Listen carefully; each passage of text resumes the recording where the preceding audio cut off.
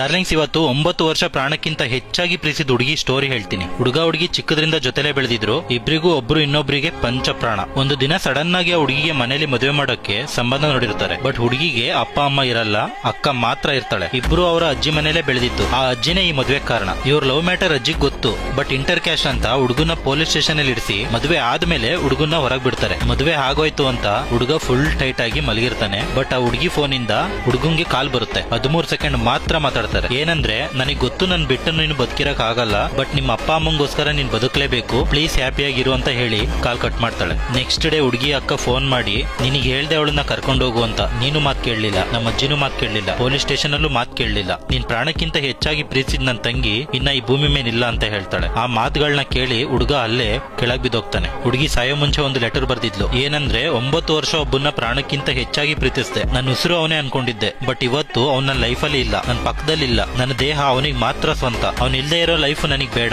Love you ಕಂದ ಅಂತ ಬರ್ದು ಸತ್ತೋಗ್ತಾಳೆ. ಡಾರ್ಲಿಂಗ್, ಸಮುದ್ರ ಪೂರ್ತಿ ಬರೀ ಮಿಂಡ್ರಿ ಮೀನ್ಗಳೇ ತುಂಬಿರೋ ಈ ಜನರೇಷನ್ ಅಲ್ಲಿ ಪ್ರೇಮಕ್ಕಾಗಿ ಸತ್ತ ಅಪರೂಪದ ಮುತ್ತು ಅವಳು.